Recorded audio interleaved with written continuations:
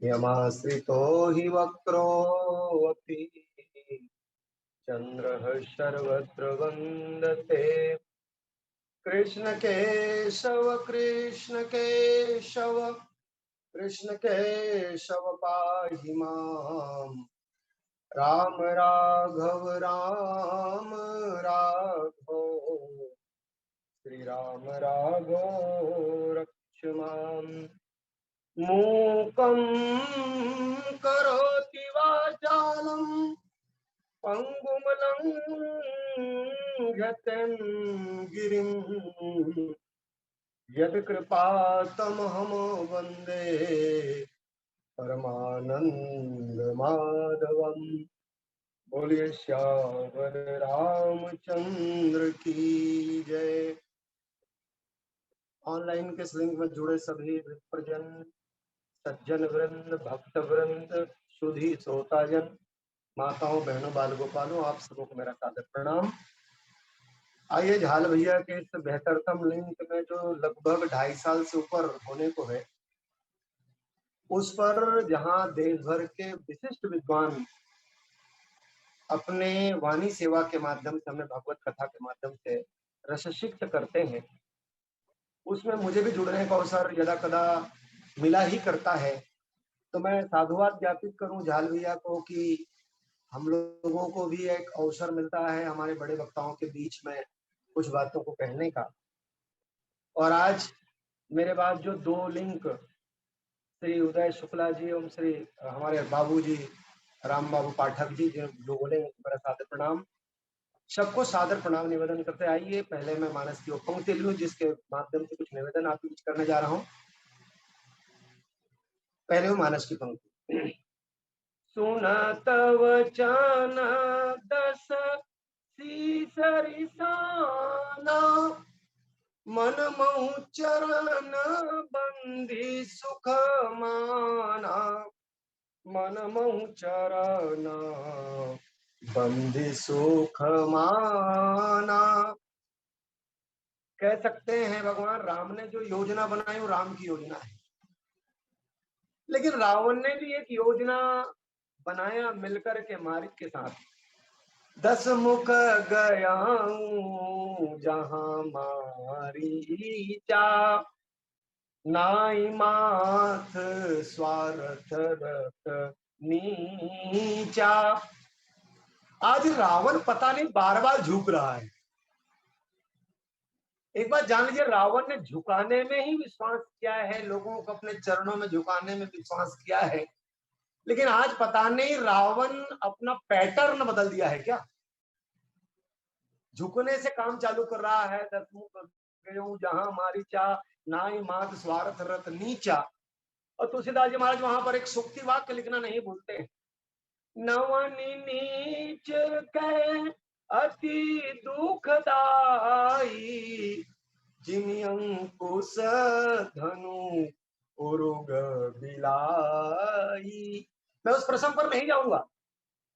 मूलतः मैं इसलिए वो निवेदन करना चाह रहा हूं कि आज रावण झुकता हुआ दिख रहा है, और जैसे ही रावण ने योजना बनाई मारीच के साथ मिलकर सीता हरण की योजना, एक तौर से रावण मानो भगवान की परीक्षा लेना चाह रहा है, राम जी की परीक्षा लेना चाह रहा है। हालांकि मन में किसी कोने पे लगता है कि राम ब्रह्म है, पर राम ब्रह्म है ऐसा जानने के बाद भी रावण परीक्षा लेने के लिए या निर्वासित राजकुमार मानकर स्वर्ण के प्रति आकर्षण का भाव उसमें देखने के लिए मारीच को स्वर्ण में बनाकर प्रस्तुत है। मूलतः उद्देश्य है यही विधि हरियाणो नृप नारी। यदि तुम मृग बन जाओ, कपट के मृग, स्वर्ण मृग बन जाओ, तो इस बहाने में जब तुम उनको दूर ले जाओगे तो मैं उनकी नारी का हरण कर ले आऊंगा। एक बात जान लीजिएगा, रावण की इस कड़ी को हम देखें, रावण जिसकी भूमिका ही यह है कि मानो सुंदर सुंदर वर नारियों को वो हरण करके अपने यहाँ ले आता है। आज सीता जी को भी हरण करने के लिए कोई योजना के साथ काम कर रहा है। पहली बार लगा रावण किसी के पास झुका है और मारिच के पास झुक गया। तुलसीदास जी महाराज कहते हैं, बोले इनका झुकना ही पीड़ादायक। नवनीच के अति दुख दाई। नीच झुकता है तो ही पीड़ा देता है, जब तक ना झुके तो ही ठीक है। आज रावण मारीच का प्रणाम किया और योजना जो बनी उस योजना को क्रियान्वित करने के लिए राम को स्वर्ण मृग हरण कर राम को स्वर्ण मृग मानो अपने साथ दूर ले गया और दूर ले जा करके समझ लीजिए रावण का ही काम करता हुआ मारिच प्रथम लक्ष्मण के नाम पाचे सुमरत मन मोहरामा, ये खड़ियां है। पर मेरी पंक्ति है आज की, जैसे ही रावण ने सीता जी को अकेली देखा या लक्ष्मण भी सीता जी के ब्याज से सीता जी की कटुवानी से दूर चले गए, तो रावण जति की नाई सन्यासी के वेश में या साधु के वेश में आश्रम पे पहुंचा और भिक्षा मांगा। भिक्षा मांगा और भिक्षा मांगते समय सावधानी बरती कि मानो उसने कह दिया मैं बंदी हुई भिक्षा नहीं ले सकता, अर्थात लक्ष्मण के द्वारा खींची गई रेखा से बाहर सियाजू को आने को विवश किया, चाहे जिन बातों की दुहाई दी। सीता जी बाहर आई और तब जो घटना सामने आई वो सामने आई। जिस तरह से उसने अपना बर्ताव किया और जिस वाणी का उपयोग किया उसका परिणाम क्या, कह सीता सुनु जति गोसाई बोले वचन दुष्ट की नाई। साधु बनकर के आया है और साधु बनकर के आने वाला जैसे सियाजू वाटिका से बाहर आई, जैसे ही समझ लो अपनी कुटी से बाहर आई और भिक्षा देना चाहिए, तो उन्होंने जो कटुवाणी कही सीता जी ने, मानो वो कहा ही कि तुम दुष्ट की तरह बोल रहे हो। अब तब रावण अपने रावण वेश में आ गया।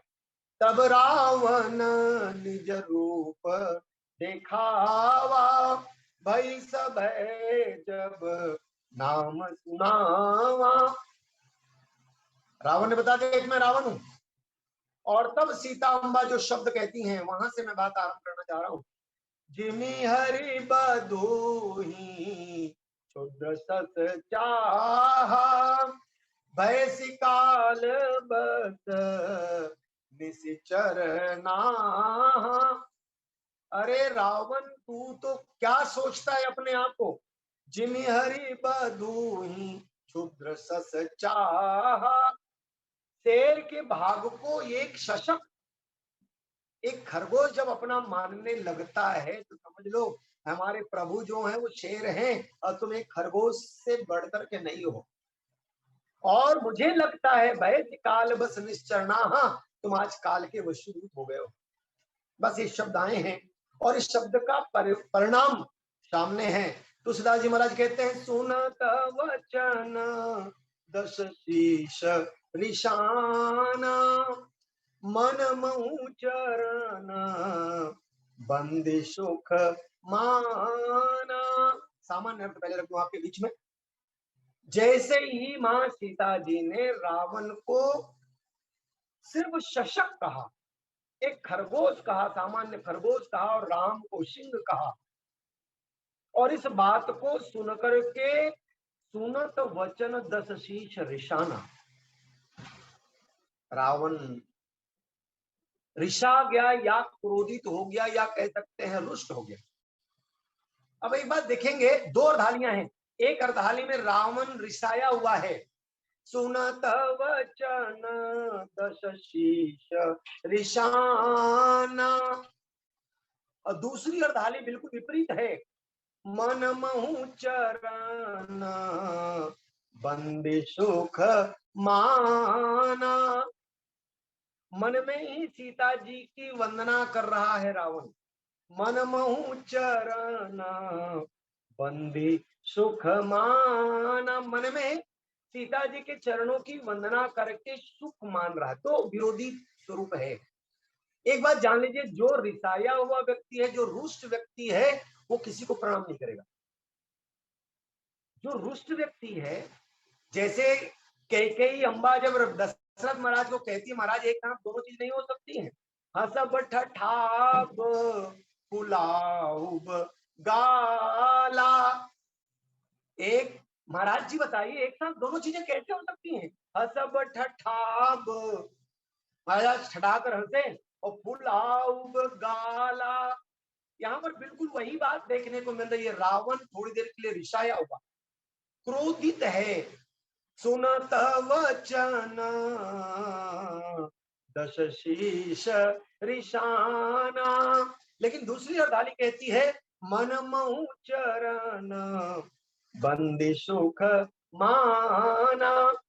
अभी हमारे झाल भैया जी ने जब बात चालू करी, तो रावण को दुविधाग्रस्त उन्होंने निवेदन किया। दुविधाग्रस्त नहीं, रावण का यही वो मुखौटा है, रावण का यही रावणत्व है। और एक बात जान लीजिए कि रावण जैसा व्यक्ति झुकता भी है तो कब? स्वार्थ रत नीचा नाई माथ, स्वार्थ रत नीचा। मारिच जैसे व्यक्ति के पास भी आकर के जब चरणों में झुकता है तो तुलसीदास जी महाराज कहना नहीं भूलते, नाई माथ स्वार्थ रत नीचा। तो एक स्वार्थ से युक्त व्यक्ति है, कब किसके चरणों में झुक जाए स्वार्थ की पूर्ति के लिए, ये कहना मुश्किल है। लेकिन ऐसे दुष्टों का झुकना बहुत नुकसानदायक है। पर इस जगह श्रेणी की बात नहीं, बल्कि दूसरे ढंग से इस बात में निवेदन करना चाहता हूं। एक बात जान लीजिए, हम किसी को प्रणाम करें, वैसे बहुधा ये पंक्ति कई बार विवादास्पद श्रेणी में भी आ जाती है, जब लोग रावण को इस पंक्ति के बहाने भक्त, उच्च भक्त, श्रेष्ठ भक्त निरूपित करने की चेष्टा करते हैं कि देखो रावण कितना बड़ा पंडित है कि सीता जी के चरणों में प्रणाम कर रहा है, सीता जी को शीश झुका रहा है, ये इसके पांडित का स्वरूप है। माफ करिएगा, ये मात्र स्वार्थ का ही स्वरूप है। एक और जब वो रिसाने की बात तुलसीदास जी महाराज कहते हैं, सुनत वचन दश शीश रिसाना, जो रिसाया हुआ है, जो क्रोधित है, जो नाराज है, उसके सामने जब प्रणाम करने की बारी आए, वह भी उनकी नजरों में जो छोटी है, उनके नजरों में सामान्य नारी है, उनके नजरों में बहुत जिसको बहुत महत्व ना दिया जाए इस प्रकार की नारी है, उसके लिए भी यदि वो शीश झुका रहे तो समझ लीजिए ऐसा लगता है कि किसी कोने में सांप की वो बातें भी ध्यान में है कि यदि तुम किसी स्त्री को उसकी इच्छा के विरुद्ध बरबस ले जाओगे तो तुम्हारे शीश के टुकड़े हो जाएंगे। एक दूसरा, ये शीश झुकाने की जो कला, शीश झुकाने की जो बात है, रावण मानो यही देखना चाहता। थोड़ी देर पहले कल जैन प्रसंग बड़े बाबूजी बोलेंगे भी, महाराज जी बोले हैं, जैन प्रसंग लगभग क्रियाशील है। जयंत के बारे में जब ये कहा गया कि भाई सीता चरण चोंच हत भागा, सिर्फ थोड़े से लेना चाह रहा हूं मैं, जयंत प्रसंग को छेड़ना नहीं चाह रहा हूं। सीता जी के चरणों में चोंच मारा मतलब सीता जी के चरणों में शीश झुका दी, शीश झुका दी, प्रणाम किया। एक नयन करी तजा भवानी, यहाँ पर महाराज रावण भी सीता जी के चरणों में मनमोह चरण बंदी माना। मैं मनमोह चरण बंदी को थोड़ा सा पहले रखना चाह रहा हूं। बहुधा जब बड़े संत हमारे नगर में आते हैं, शंकराचार्य जी आए, बड़े संत आए, नामी संत आए, विशिष्ट संत आए, यदि कोई गांव में आ जाए तो पूरा गांव मानो चाहता है कि हम उनके चरण का स्पर्श कर लें। मैं हमारे छत्तीसगढ़ के एक महान विभूति पवन दीवान जी को याद करना चाह रहा हूँ। पवन दीवान जी का बोरी में भागवत हुआ। अब बोरी में भागवत हुआ तो उस दौरान जैसी कथा संपन्न हुई, पूरी महिलाएं लाइन लग गई प्रणाम करने के लिए। प्रोटोकॉल के कारण पुलिस ने सब नारियों को हटाने की चेष्टा की। सबसे कहा भाई हटो, महाराज जी को जाना है। तो पवन दीवान जी ने एक बात कही, अरे राहन देने का अत्यंत बांध के। पवन दीवान के शब्द है ये, अरे राहन देने का मतलब पाँव परंदे अत्यंत बांध के, बस पाँव परंदे एक छोड़ तो प्रोटोकॉल।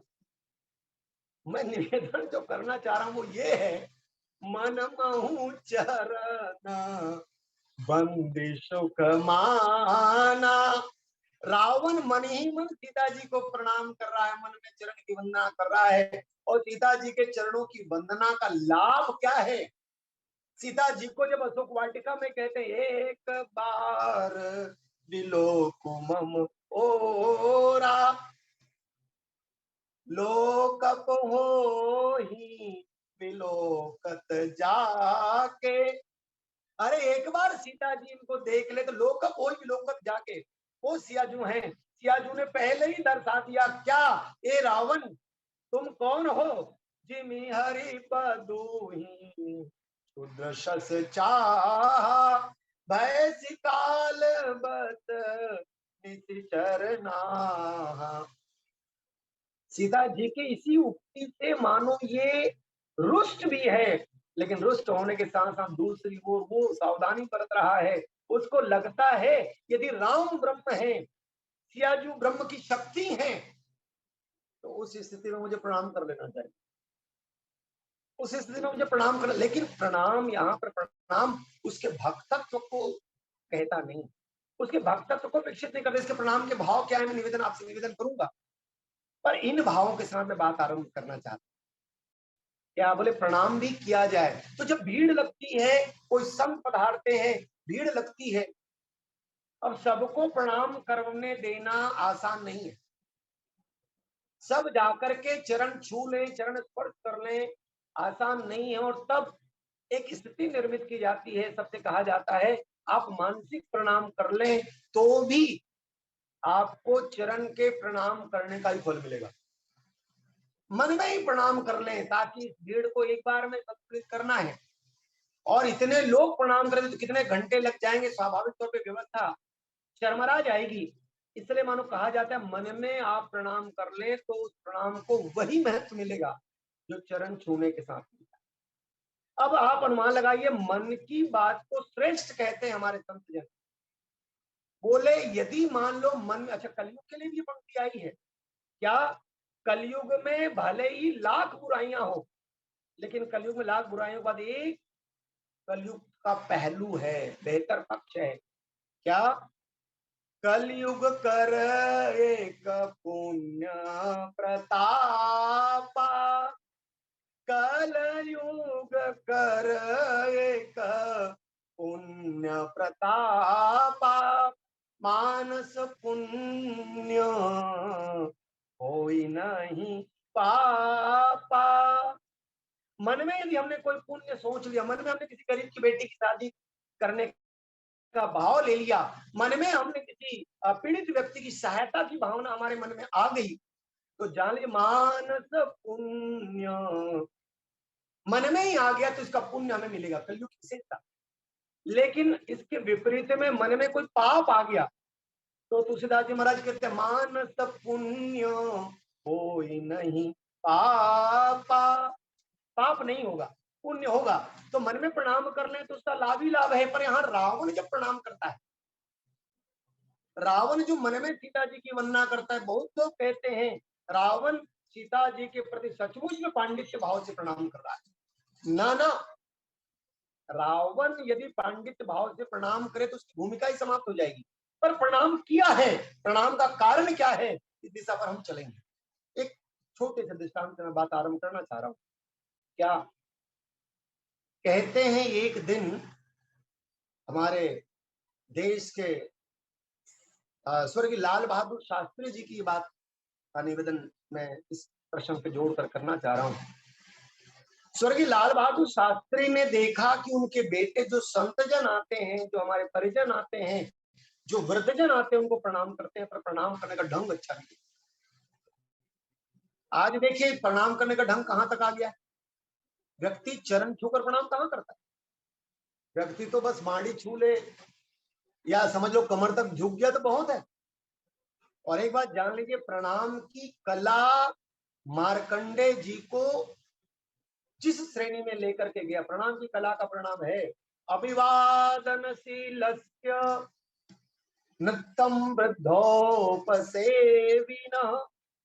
चत्वारि तस्य वर्धन्ते आयुर्विद्या यशो बलम। हमारी शुक्ति वाक्य है अभिवादनशीलस्य। आप यदि शील युक्त होकर के किसी का प्रणाम कर रहे हो तो आपके जीव अभिवादन शीलस नित्यम वृद्धोपसेवना, वृद्धों की सेवा करें तो एक बात आपके जीवन में होगा, क्या बोले, 4 चीजों का संवर्धन होगा। क्या?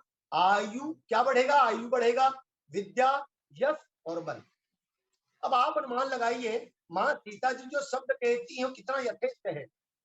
यदि रावण को हम एक सामान्य व्यक्ति मान लें, सामान्य नर मान लें, और भगवान नारायण है, और नारायण की तुलना में शरण की भूमि से नर की भूमिका क्या होगी? जिमि हरि बदूहि शूद्र शस, यही होगा।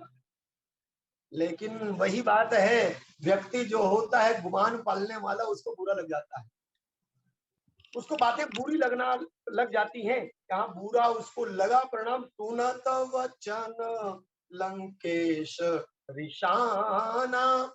शास्त्री जी महाराज ने देखा कि बेटा प्रणाम गलत करता है, तो शास्त्री जी ने बेटे से कहा, बेटा तू प्रणाम गलत करता है रे, ठीक से प्रणाम किया कर।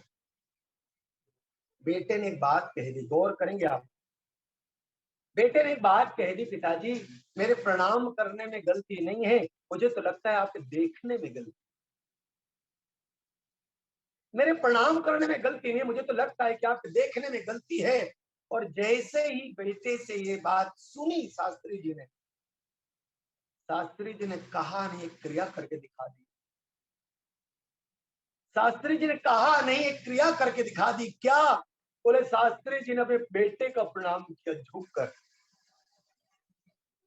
शास्त्री जी अपने बेटे का प्रणाम किया और प्रणाम करके समझ लो, प्रणाम करके खड़े होने के बाद कहा, बेटा यदि तू ऐसा प्रणाम करता है तो मेरे दोष के लिए मुझे माफ करना, और ऐसा नहीं करता है तो बेटा कल से ऐसा चालू कर देना। यदि ऐसा प्रणाम करता है तो मेरे देखने में दोष है तो मुझे माफ करना बेटा, और यदि ऐसा प्रणाम नहीं करता है तो एक काम करना, कल से ऐसा प्रणाम चालू कर देना।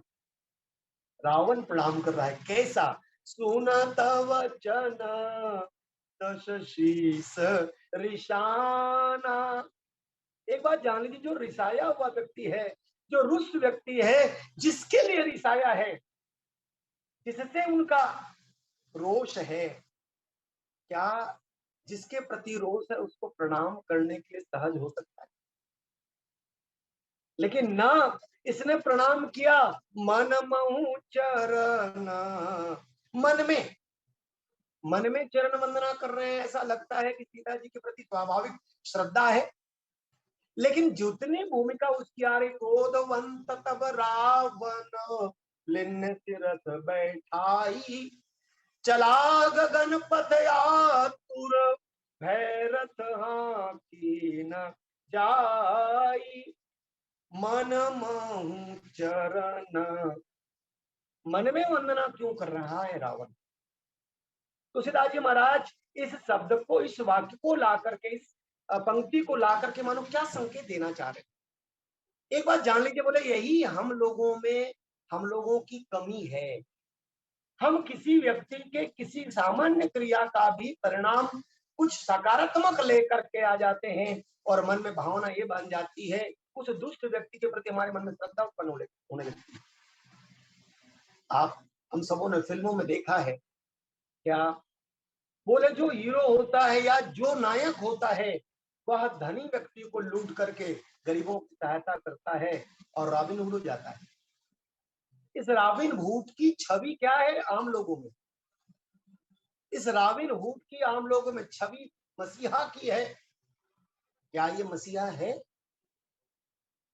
क्या ये मसीहा है?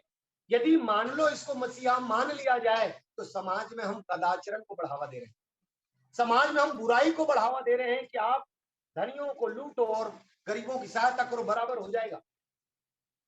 तुम्हारे भीतर संवेदना है इसलिए तुम गरीबों की सहायता कर रहे हो। तो ये समाज में गलत संदेश का निरूपण होगा ना। यहाँ पर रावण भी जो कर रहा है, ऐसा लगता है सामान्य तौर पर जो रावण के पुजारी हैं या रावण के प्रति जिनके मन में स्वाभाविक तौर पर गुणात्मक दृष्टि है, एक बात जान लीजिए, बहुत लोग कहते हैं, बोले हाँ, बोले इस व्यक्ति में पूरे अच्छाई अच्छाई 99 गुण हैं, इस व्यक्ति में 99 गुण हैं, बस एक दुर्गुण है, पीता है। एक दुर्गुण है, पीता है। अब आप बताओ 99 गुण में एक दुर्गुण भारी है कि नहीं? और उसने धर्म का मुलम्मा चढ़ा दिया। हाँ हाँ, ये पीता है, पर पीता भी है तो कैसे पीता है? बोले तुलसी दल डाल के पीता है। पीता भी है लेकिन तुलसी दल डाल के पीता है। बताइए, उसको तुलसी दल डालकर पीता है तो कोई धर्मकारी, धर्म के मार्ग पर चलने वाला हुआ क्या? रावण यही कर रहा है। मन मऊ चरण, नारी के प्रति जो स्वाभाविक श्रद्धा होनी चाहिए, नारी के प्रति जो भावना होनी चाहिए, अभी तक जितनी नारियों का आपने हरण किया, जितने सुंदर बरनारियों का हरण किया, क्या किसी नारी के प्रति तुम्हारे मन में श्रद्धा जागी? नारी के प्रति जो स्वाभाविक श्रद्धा हमारे मन में आना चाहिए। नारी नर की खान है जो बातें कही जाती है, या यत नार्यत पूजनते तत् रमनते देवता की जो बात कही जाती है, हमारे मन में वो भावना जब तक ना आए, हमारे पास जो उनके प्रति श्रद्धा का शब्द है, दिखावा मात्र। और यही रावण कर रहा है। सुनत वचन दश शीस विषाना, मन मऊ चरण बंदी सुख माना। छोटा सा भाव दृष्टांत के साथ देकर इस बात को समाविष्ट करने की चेष्टा करूं। कहते हैं एक मुस्लिम फकीर हरदम, दरहम नाम का मुस्लिम फकीर, उसको इच्छा हुई कि मैं मदीना का दर्शन करूं, मक्का का दर्शन करूं। फकीर है और फकीर होने के नाते दर्शन के लिए जब जाने की योजना बनाई तो मन में इच्छा हुई कैसे जाऊं, किस तरह से जाऊं कि मेरा यह दर्शन श्रेष्ठ और सार्थक हो जाए। उसने मन में विचार किया कि मैं नमाज पढ़ते जाऊंगा, हर कदम में नमाज, हर कदम में नमाज पढ़ते जाऊंगा और तब मक्का का जब दर्शन करूंगा, बोले ये सबसे श्रेष्ठ होगा और श्रेष्ठ होने के नाते अच्छा माना जाएगा। ऐसा कहते हुए दर्शन करने को निकला। 14 साल लग गए, 14 साल लग गए। और जैसे ही वो मक्का के पास पहुंचा, मक्का के पास पहुंचा तो आंखों को वह मानो मलमल कर देख रहा, मक्का स्थान पर नहीं है।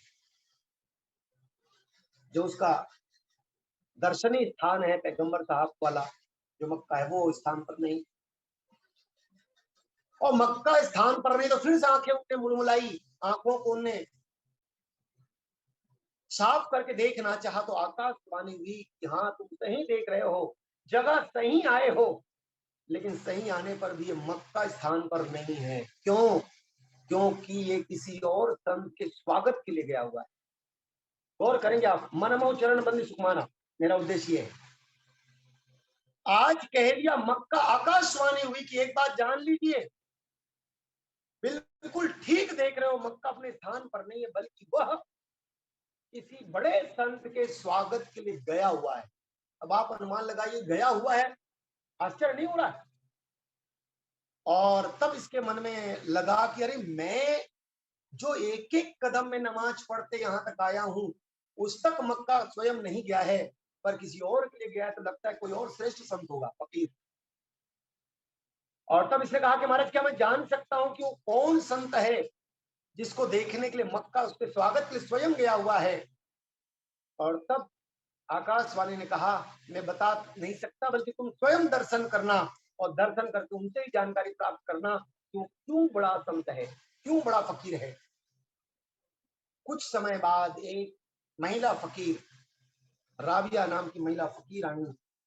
उसके ही स्वागत में मक्का गया हुआ था और मक्का अब अपने स्थान पर आया, राबिया वहां पे आई। मक्का हर्षित है। गौर करेंगे, मैं बिल्कुल अपने विषय की बात करना चाह रहा हूं। मक्का मन महु चरण बंदी सुकुमाना।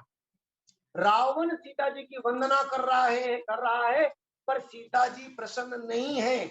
जिनकी वंदना मन से, मन की बातों को क्या मां सीता जी नहीं जानेंगी? यदि मान लो इस दृष्टि से भी देखें तो मन की बातों को भी सीता जी जानेंगी। क्यों? क्योंकि वो शक्तिमान की शक्ति हैं। लेकिन न, यही तो अलगाव का। राबिया जैसे आई, स्वागत को गया हुआ मक्का सामने आया, अब मन में पैदा हुई दरहम के मन में कि अरे ये राबिया ने ऐसा क्या किया कि बड़ी संत है। तो जो आकाश पढ़ने का उसी से पूछ लेना। और तब राबिया से कहा, मैं आपको सादर आदाब करता हूँ, सादर प्रणाम करता हूँ। बहन, मैं जानना चाहता हूँ कि आप ऐसा क्या विशिष्ट कार्य करें कि मक्का स्वयं आपको लेने गया था, मक्का स्वयं आपके स्वागत में तत्पर था। आपने ऐसा क्या किया? जबकि मैं हर कदम में नमाज पढ़ते आया हूँ, 14 वर्ष लगे यहाँ पे आने में। राबिया ने कहा, मैं भी जब घर से निकली तो यहाँ तक आने में मुझे 5 साल लगे। आपको 14 वर्ष लगे, मुझे 5 साल लगे। अरे बहन, 5 साल में आपने ऐसा क्या किया यहाँ तक आने में कि आपको यहाँ तक आने में 5 साल लगे? जैसे मैं रास्ते में निकली, रास्ते में जितने भी मुझे दुखी व्यक्ति मिले, पीड़ित व्यक्ति मिले, घायल व्यक्ति मिले, भूखे व्यक्ति मिले, रोगी व्यक्ति मिले, जब जब मैं आगे बढ़ती, कोई ना कोई रोगी मिल जाता, कोई ना कोई दुखी व्यक्ति मिल जाता, कोई ना कोई पीड़ित व्यक्ति मिल जाता। मेरा मन मानता नहीं। अरे जब होगा दर्शन होगा मक्का का, मैं इसको छोड़कर कैसे जा सकती हूँ? अपने आप को मैं सेवा में लगा देती। जब वो ठीक होते फिर आगे बढ़ती, कोई और मिल जाता। क्रमशः सेवा करते करते मैं यहाँ तक आई हूँ और मुझे आने में 5 वर्ष लगे। और तब दरहम ने कहा, बहन, मान गया कि सचमुच में, वास्तविक में, ये जितने भी हमारे दरगाह हैं, ये जितने भी हमारे पुण्य स्थल हैं, जितने भी हमारे पूजा स्थल हैं, वो हर सिर्फ उनके लिए होते हैं जो समाज की सेवा में, दुखियों की सेवा में, दरिद्र नारायण की सेवा में अपने आप को समर्पित करते हैं। कोई नमाज पढ़े, कोई सिर्फ यही पढ़ करके आए, कोई मंत्रोच्चारण करके आए, बोले यह यथेष्ट नहीं है। जब तक कि उनके क्रिया को, भगवान के द्वारा किए जाने वाले कार्य को, दुखियों को, दिन दुखियों को सहायता ना की जाए, बोले ये कार्य दिखावे होंगे। रावण कर क्या रहा है? बहुत बड़ा पंडित, और बहुत बड़ा पंडित कर क्या रहा है? तुलसीदास जी महाराज लिखते हैं, सुना तव वचन दश शीस कृशाना, मन महु चरण बंदी सुख माना। लेकिन मन में जो चरण वंदना है, उसका आशय जो बताया गया, रावण जो माँ सीता जी के चरणों की वंदना कर रहा है, उसका कारण बताया गया। तो मैं आपसे निवेदन करूं, इसको समेटने, कथा को समेटने के लिए, तुलसीदास जी महाराज जो ये बात लिखते, मनमोह चरण बंदी सुखमाना। रावण जैसा व्यक्तित्व माँ सीता जी के सामने बौना है, बौना बल्कि बिल्कुल सामान्य है। और सामान्य व्यक्ति जब प्रणाम कर रहा है तो भावना क्या है? इसको पांडित्य नहीं कह सकते, इसको भावना कह सकते। भावना क्या है? भावना ये है, मानव सीता जी के चरणों में प्रणाम निवेदन करता हुआ रावण या जो उससे कहना चाहता हो, मेरी कोई क्रिया ऐसी नहीं है, मैं आपको कह दूं, मेरा कोई आचरण ऐसा नहीं है। मैं आपको स्पष्ट कह देना चाहता हूं कि मेरे आचरण के कारण राघव लंका आए। मेरा कोई आचरण इतना श्रेष्ठ नहीं है कि मेरे आचरण के कारण राम लंका आए। पर मैं जानता हूं कि चरण यदि लंका आ जाएं, मैं जानता हूं कि चरण लंका आ जाएं तो राघव अपने आप लंका आ जाएंगे। और किसी कोने में मुझे चाहत यही है, इन चरणों में प्रणाम प्रणाम निवेदन करने का, कि चरण लंका चले, कि चरण लंका चले, ताकि इस चरण के बहाने राम चरण राघव जी के चरण लंका आ जाएं और कहीं ना कहीं बोले यह मेरा कल्याण हुआ, अर्थात लंका में राम जी आए सिया जी के चरण के नाते, और इस बहाने लंका में उनका आगमन हो। और एक बात कहकर इसको पूर्ण कर दूं मैं, क्या जैसे ही रावण सीता जी को लंका के अशोक वाटिका जो व्यवहार, तुलसीदास जी महाराज वहां लिखते हैं, जब उनने कह दिया कि भाई मंदोदरी तक तुम्हारी दासी होगी, लेकिन माँ सीता जी ने जो व्यवहार किया, यहाँ का व्यवहार वहां पर भी परिलक्षित होता है। तृण धरि ओट कहत वैदी, इनके की ओट से वैदेही जो कहती है, और वहां पर भी वही बातें जो यहाँ रिसाया, तो वहां पर भी वही बातें आई हैं। 1 महीना की समयावधि जो दी गई, उस दौरान जो बातें आई, मंदोदरी के मन में एक प्रश्न पैदा हुआ। मंदोदरी के मन में एक प्रश्न पैदा हुआ, क्या? मंदोदरी मन में एक आकांक्षा पाली, बोले यह युवती, ये वैदेही जिस राम के लिए तिनका धारण करके सारे वैभव को ठुकरा रही है, गौर करें, मनमोह चरण बंदी सुखमाना, वहां पर हाथ को पकड़ती है स्वयं मंदोदरी। जब रावण मारने को उद्यत होता है, वो समझाती है कि आप किसी नारी पर वार करिए, उचित नहीं है।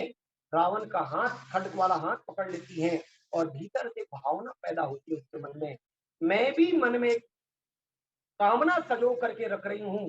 बोले ये तिनके की ओर से जो वैदेही कह रही है, बोले जो सारे वैभव का ऐसा सतत सहज परित्याग ये वैदेही कर रही है, तो मैं भी देखना चाहती हूँ वो राम कितना श्रेष्ठ होगा जिसके लिए सारे वैभव ठुकरा दिए जा रहे हो, सारा वैभव टुकड़ा दिया जा रहा हो। मैं भी देखना चाहती हूँ। एक कामना, एक उत्कंठा मंदोदरी के मन में आई कि जिसके लिए सारा वैभव, सारी परिस्थिति प्रतिकूल होने के बाद भी जो तनिक डिगने को तैयार नहीं है, मन में एक कामना जाग गई है कि मैं राम का दर्शन कर लूं, जिसके लिए इसने सारा वैभव बिल्कुल तिनके के साथ रख दिया है। तात्पर्य यही, बोले मंदोदरी जो सोच रही है, रावण के मन में भी यही बात है। सुनत वचन दस शीत दिताना, मनमहु चरण बंदी सुख माना।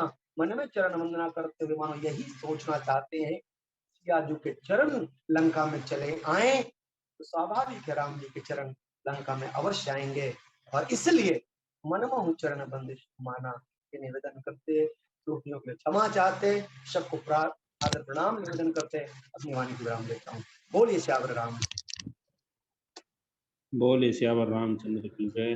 महाराज जी के द्वारा बहुत सारे भाव रावण के अंतर्द्वंद के दोनों पक्षों को कि रावण ने आखिर वंदना क्यों किया और उसकी मानसिक स्थिति कैसी थी। सीता जी ने इस प्रसंग में प्रभु, सिंह और शशि, ये 3 शब्दों से जना दिया कि पतिव्रता कितनी निडर हो सकती है। अब प्रश्न है कि रावण आखिर क्रोधित क्यों होता है। तो रावण से जगत जननी सीता जी पतिव्रता शिरोमणि को स्पर्श नहीं करना चाहता है, और सीता जी ऐसा करने के लिए विवश करती है, इसलिए क्रोधित होता है। क्योंकि छोटा बालक, जैसे कि आप जैन जी को उदाहरण, छोटा बालक माता पर क्रोध भी करता है और चरणों में वंदना भी करता है, मन मोह चरण बंद सुखाना, इसका एक भाव यह भी। श्री राम जी अब धर्मशील स्त्री विरह पुरुष का नाटक करेंगे, कामी पुरुष के समान नाटक करेंगे। रावण ने मन में जो प्रणाम किया वह मातृ भावना से ही किया, और इस प्रणाम से सिद्ध हो गया कि उसके हृदय में सीता जी की भक्ति थी। मानस के अनुसार यद्यपि यह असंभव लगता है, पर वाल्मीकि जी कहते हैं कि लंकम आनीय यत्नेन मातृवत परिरक्षिता, लंके में लाकर रावण ने माता के समान रक्षा किया। अब प्रश्न यह उठता है कि आखिर रावण ने ऐसा क्यों किया। तो जैसा महाराज जी बता रहे थे, उनका गुप्त सिद्धांत है कि होई भजन न तामस देह, इसलिए सीता जी को, क्योंकि सीता जी यहाँ पर श्राप नहीं देती, नहीं तो फिर तो उसी समय रावण के सिर के टुकड़े हो जाते।